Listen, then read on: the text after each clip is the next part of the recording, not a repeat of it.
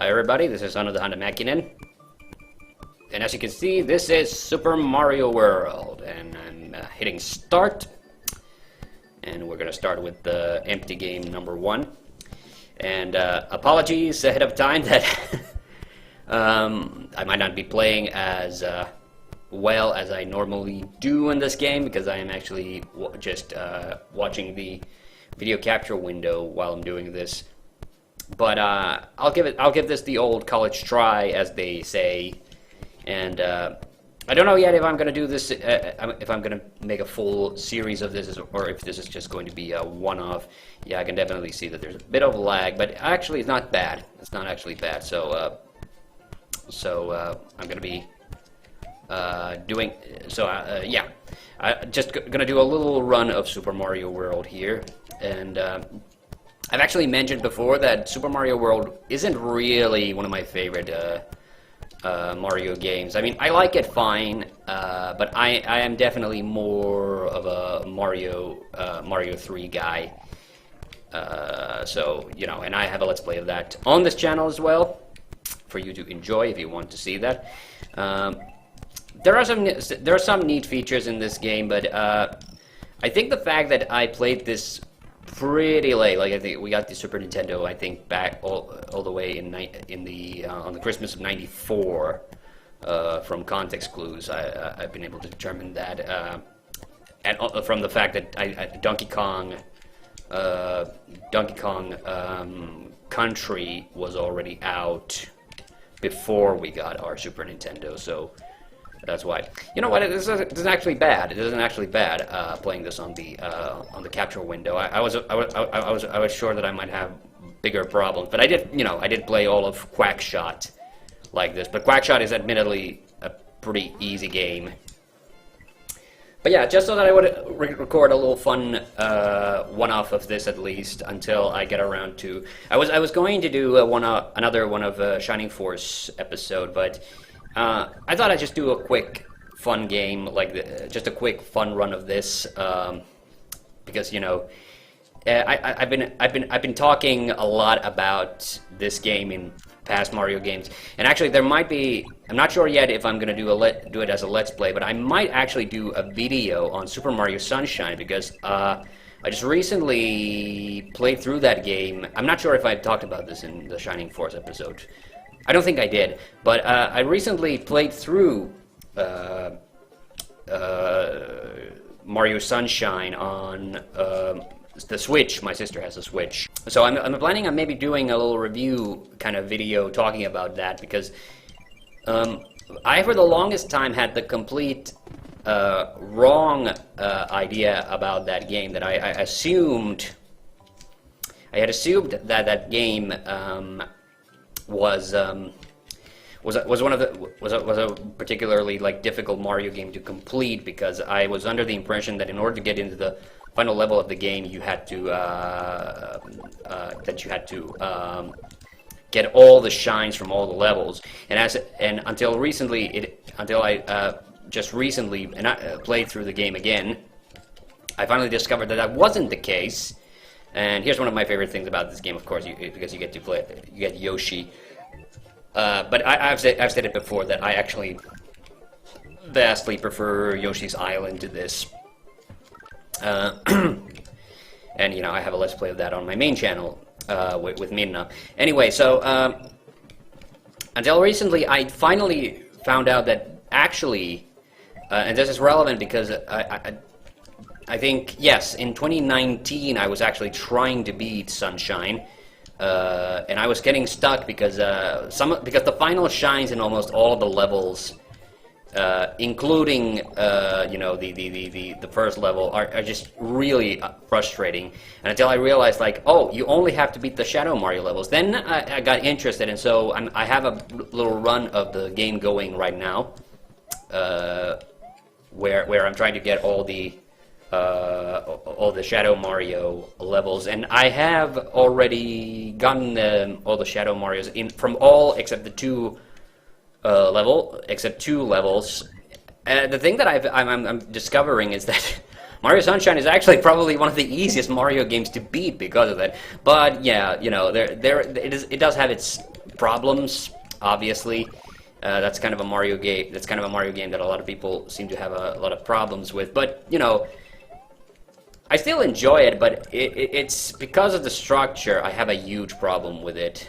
Well, it's the same problem as I have with all the other 3D Mario games. If you don't know what the problem is, I'll direct to my Mario 64 Let's Play. That's my favorite 3D Mario game. But yeah, I'm actually planning on another Wii Let's Play, and I might do it like this. I might not do it this way.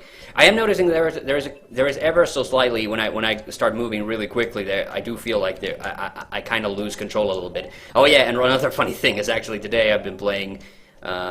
I played through Mega Man 1 again, and I was just kind of struck once again by the fact that in Mega Man 1 you use the pause cheat, just how easily you tend to beat the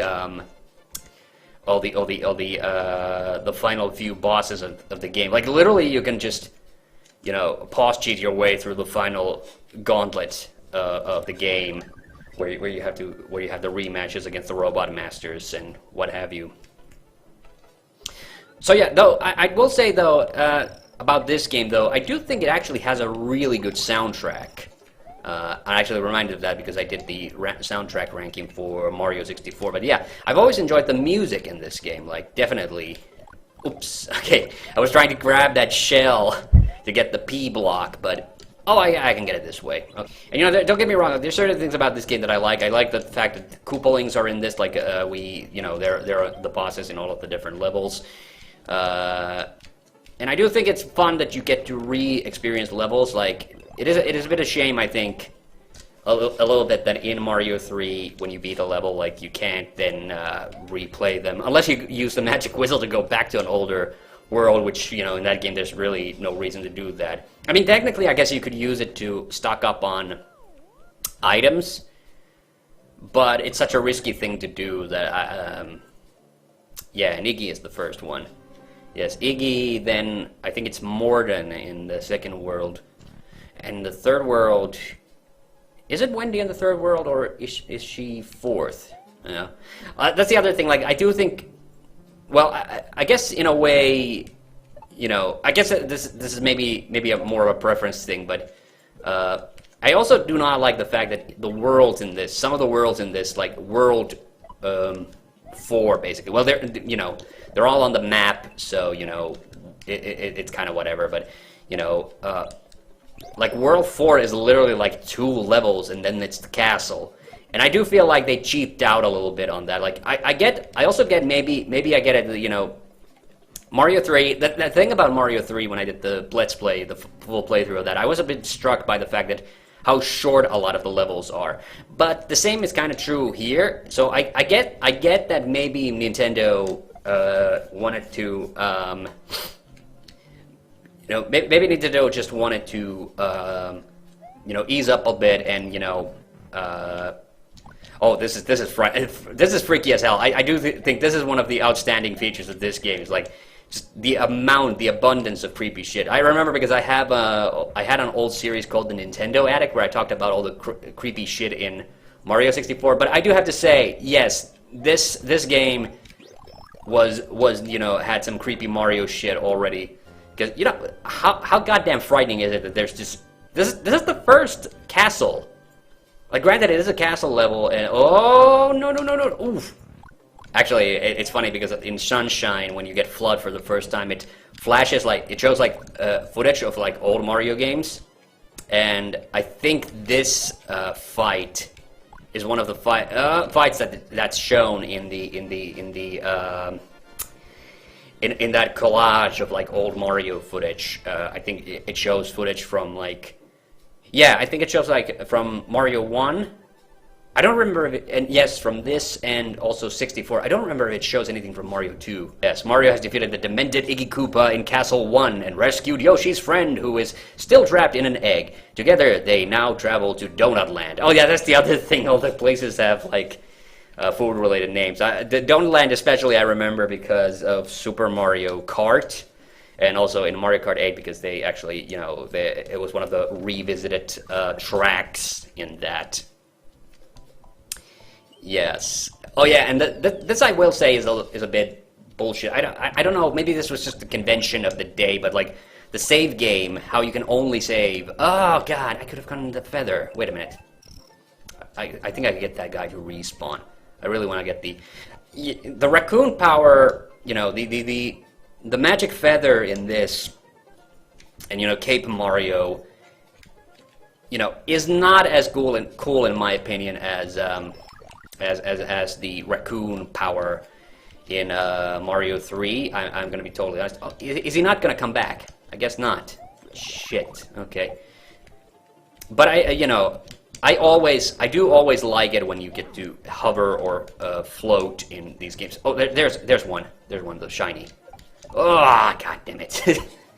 That fucking football fatty. I forget what those football guys are called, but they are some shit. They are really annoying. Yeah. Okay, come on. Oh no. Yep. So I don't think that although I do think that this attack, I think this attack is actually much better than the raccoon attack, the attack with the raccoon power, but it's still not like great. Like I do think that the raccoon power is a bit more helpful and yeah, that's one reason. It's the fucking okay, I gotta stop digging around, but I was just trying to get another feather because so this guy comes back. Okay, come on. Because I want to get a yes. Now I have a spare feather. Oh my lord! Okay, screw this. I'm done digging around here. Yeah, it's actually funny when we got this game for the first time. I don't know why, but in the it's a stupid mini game. Well, I got an extra life from that. Yeah. When we got this game for the first time, and it was in box, for some reason, the copy of the game that we had. For some reason, the copy of the game had been played up to the point where the special levels had been completed. And when you complete the special levels in this game, you know, the thing that happens is that it changes all the enemies. Like the Koopas get like these giant Mario heads, and they still act like Koopas. But yeah, it's weird. I don't know why.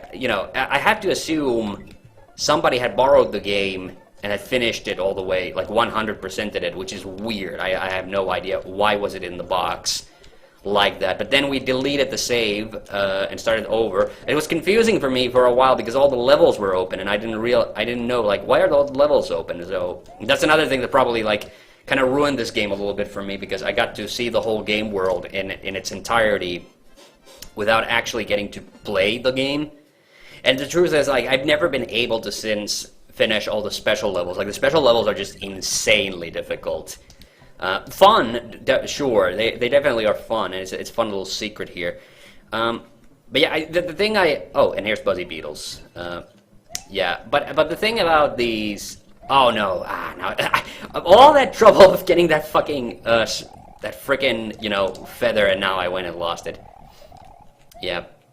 So, I think I was about to say that, you know, even though this isn't my favorite Mario game, I actually do think, I actually do like the music in this. I've always thought that this game had very good music.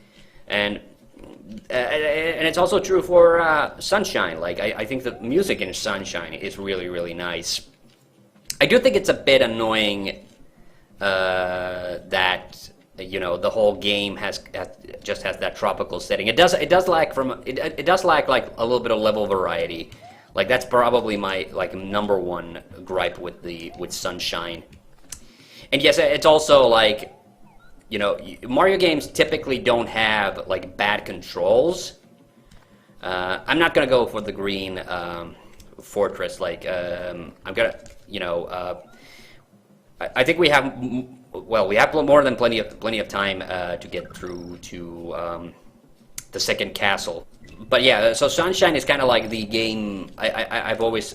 It kind of seems to me, in hindsight, that game was kind of like the one time Nintendo did a Mario game that was, you know, flash over substance, because the game looks still to this day, the game looks wonderful, colorful, and beautiful, and the the goop effects in that are actually pretty impressive, even by today's standards. But it's kind of obvious also, like they just did not put enough care, or they did not put enough care into the like gameplay testing, and the camera in particular in that game is kind of it's pretty damn bad. Like, don't get me wrong, like I do think the camera in Mario 64 has its problems too, but I played that game so much that it honestly does not bother me at all. Oh yeah, there's these guys. I honestly forget what these guys are called, but they're they're kind of like Buzzy Beetles, but with spikes on their backs. I say also that I think the game music is great, but unfortunately I can't really listen to it. I have the volume pretty low because I don't want the microphone to pick it up. But the Ghost Mansion, yes, the Ghost Mansion theme is actually pretty nice. But I will say, I don't really like the Ghost Mansions in most Mario games because they're full of boos. By the way, I have 69 stars right now. Yeah, because these are the tricky levels. Like, none of these Ghost Mansion levels are, like, difficult, but they all have, like, their annoying little, they all have this annoying gimmick that you have to do, and in this case, and that unlocks a door here.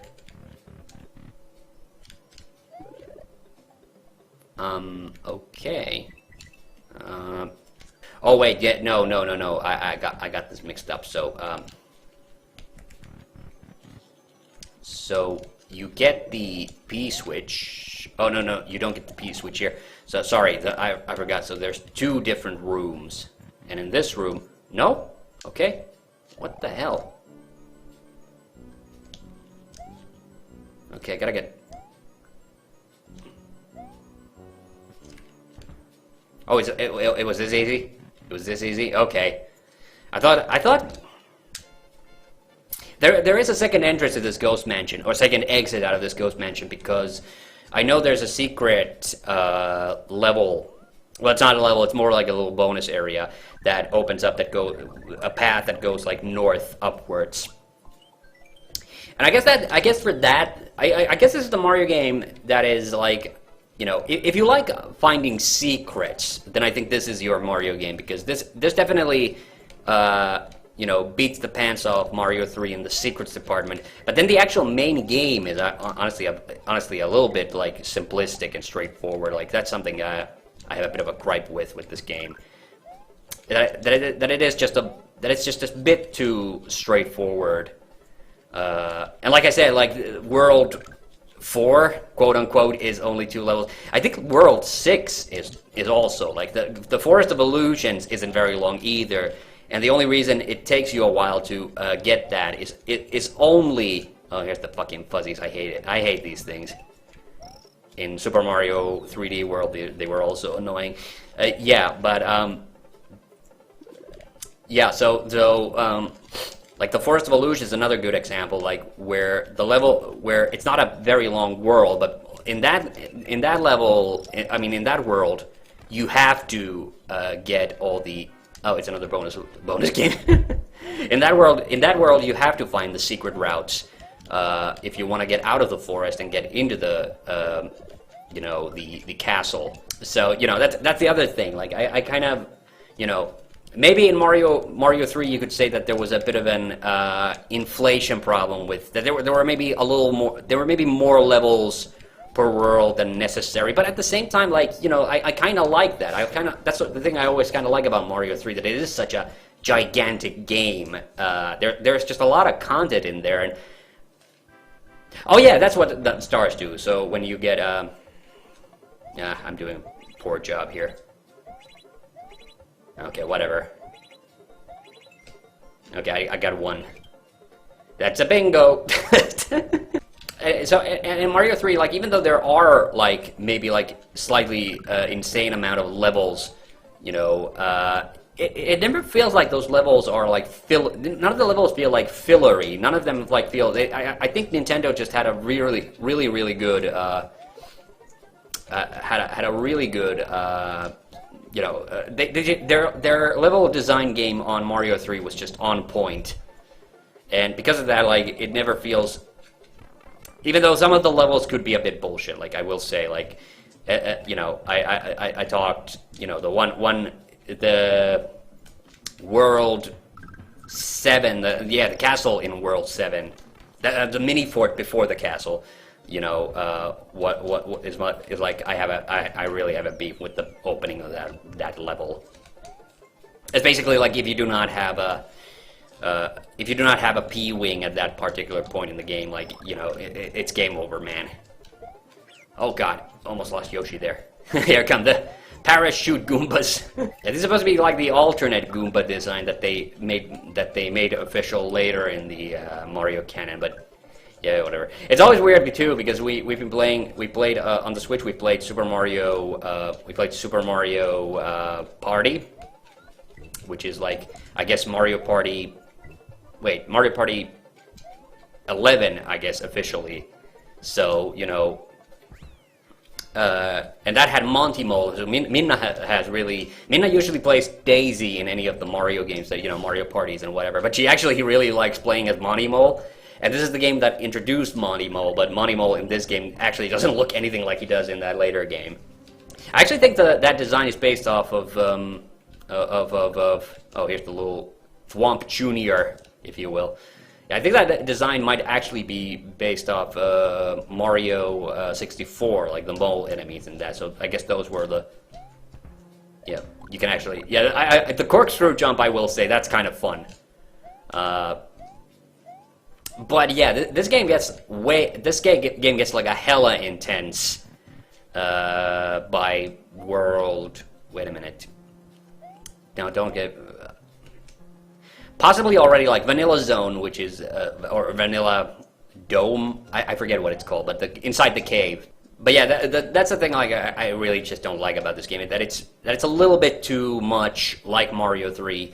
But the thing that it's really missing, my favorite feature from Mario 3 is the fact that you had so many different items you could carry around, whereas in this, you had to carry 2, basically. The one that you currently have, and then the one that you can have, you know, the spare there. Although, like I said, I do like the revisiting element because you can actually, if you know a good spot to get a specific power-up, then you can just go get it, and then you press start and select, you can exit the level, so you don't even have to like play through the whole level to get the power-ups you want. So that's nice.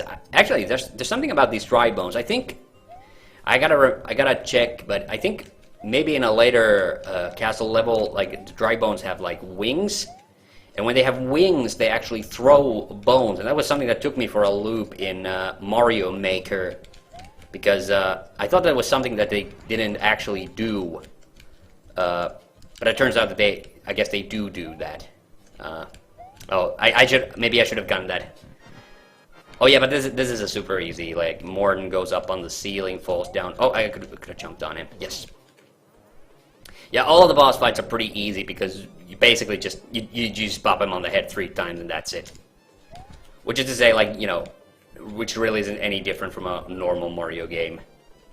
Not to say this isn't a normal Mario game. This is actually arguably very normal. And he's done. That was that. You know what? Actually, we still have a little bit of time. Let's go do Vanilla Dome or whatever the hell it is.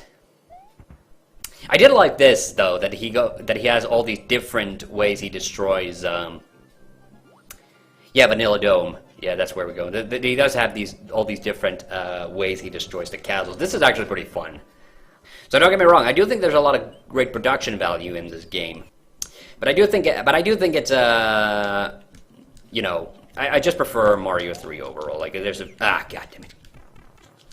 Like, you know, there's nothing wrong with this game. That's not what I'm saying. I know those things, you know, those green things, I think are supposed to be like bats, but they really just kind of look like birds to me, or something else. They do not look like bats. Oh man, so I can actually just use the spinny to get rid of the freaking wow, the Buzzy Beetles. I didn't remember that.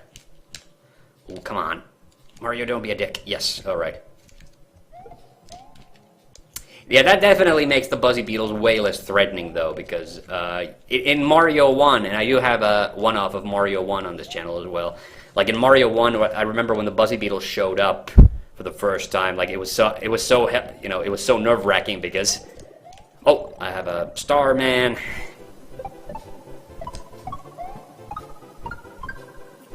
Oh yeah, I love the thing about Mario 3 that I loved with Starman was that you did Mario basically rolled into a ball. Okay, so I gotta fall down. No, this is not the lava cavern yet. When is the lava cavern? Is that at the castle? All right, now it gets a bit intense. I gotta take my time here because I don't. Yeah, if I rush it, I'll take some damage. All right, I got a fire flower. Ooh. Which is completely useless because Buzzy Beetles are still immune to Fire Mario. I wonder, this might be the first time that the fire power actually like turns the Koopas into coins. That I do not remember that being a thing. And oh yeah, these are the yeah, I forgot about these blocks. You can actually use these. Yeah, and they introduce all kinds of like cool effects for the. You see those Koopas without the shells. So so yeah, there's a lot of neat ideas that they did in this game, which I do think is kind of nice. All right, this is the friggin' water level. I think I hate. I really am not a big fan of this level. Although it has one of my favorite enemies. It's a fish on dry land, quite literally. Wow, that is something. I like the aquatic theme in this game. It's kind of a shame that you don't really hear it in this. Oh yeah, but this was straight from Mario 3. I do like this. So there are like nice little callbacks to Mario 3 as well. So yeah, like I said, we got our Super Nintendo in '94. So I had already like seen my fair share of like 16-bit games. So that's another reason why this game didn't didn't supremely wow me. Like the main thing I really liked about it. I mean, besides the fact that you did have the Koopalings, and I did like the Koopalings, they've always been like one of my favorite Mario characters. But the main other thing about this game that I liked was just the Yoshi. Yeah, so I really liked Yoshi, and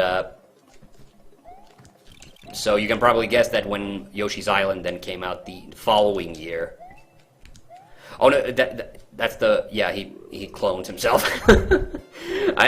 I wasn't sure. Like I thought I was already at the end of the level, but I wasn't quite there yet. Yeah. All right. So one more Ghost Mansion. I think we'll do the Ghost Mansion and then we'll end it for this first episode. Like we've been going on for half an hour already. And yeah, drop in the comments. Do you want to see me continue playing this game or whoops? Oh yeah, this is this level. Wait, is this the one with the green bubbles? Or is that a different Ghost Mansion?